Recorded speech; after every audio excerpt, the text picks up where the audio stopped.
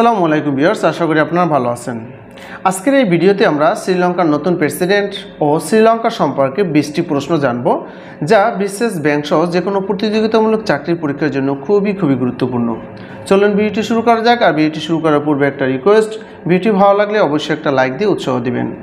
প্রথম প্রশ্নটা আছে, গণবিক্ষোভের পর সম্প্রতি শ্রীলঙ্কায় নির্বাচন অনুষ্ঠিত হয় কবে?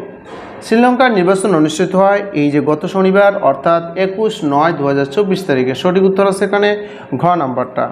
সঠিক উত্তর তাহলে ঘ নাম্বারটা।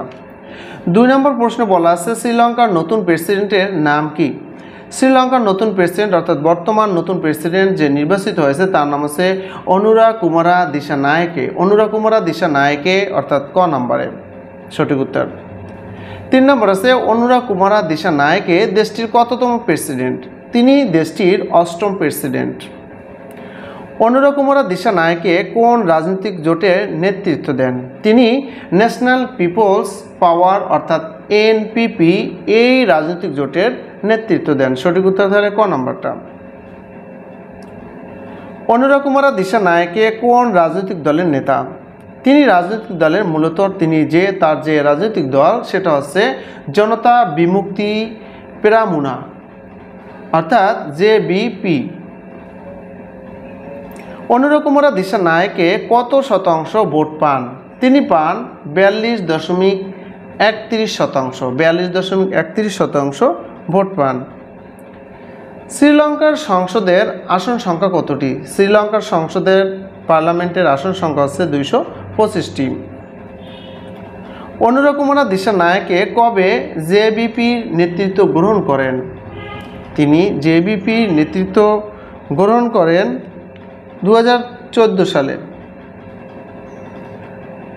দ্বীপরাষ্ট্র আমরা জানি শ্রীলঙ্কা একটা দ্বীপরাষ্ট্র, অর্থাৎ এর চারদিকে জল, কোনো স্থল সীমানা নাই কোনো দেশের সাথে। এটা একটা দ্বীপরাষ্ট্র। তো এই দ্বীপরাষ্ট্র শ্রীলঙ্কার রাজধানীর নাম কি? কলম্বো।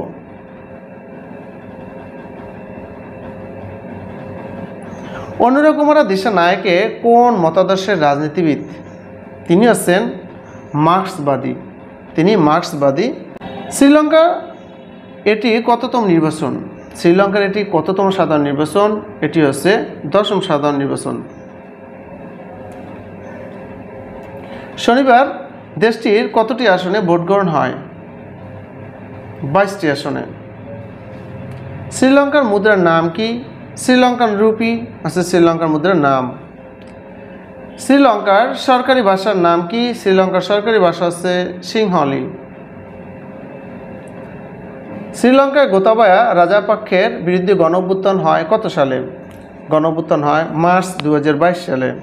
15 নম্বরের সঠিক উত্তর আছে ক নম্বরটা, মার্চ 2022 সালে। অর্থাৎ এই গণঅভ্যুত্থানে গোতাবায়া অর্থাৎ মহেন্দ্র রাজাপাক্ষের পরিবার যখন পালিয়ে যায়, তখনই মূলত এই বামপন্থী নেতা অনুরাকুমারা দিশানায়েকে তিনি মূলত জনগণের মন আকৃষ্ট করার জন্য তিনি গুরুত্বপূর্ণ ভূমিকা পালন করেন। তিনি প্রচার করতে থাকেন দুর্নীতির বিরুদ্ধে, অন্যান্য সমাজসেবামূলক কাজের প্রতি তিনি অনেক সংস্কারের তিনি পথ দেখান এবং জনগণ তাকে বিশ্বাস করেই তাকে কিন্তু ভোট দিয়ে নির্বাচিত করে। কারণ এর আগে শ্রীলঙ্কায় বহুল মুদ্রাস্ফীতি, অন্যান্য দুর্নীতির কারণে কিন্তু মহেন্দ্র রাজাপাক্ষের পরিবার কিন্তু পালাতে বাধ্য হয় গণঅভ্যুত্থানের মুখে। শ্রীলঙ্কা কোন মহাসাগরে অবস্থিত? শ্রীলঙ্কা মূলত ভারত মহাসাগরে অবস্থিত। শ্রীলঙ্কা কত সালে স্বাধীনতা লাভ করে? শ্রীলঙ্কা স্বাধীনতা লাভ করে কত সালে?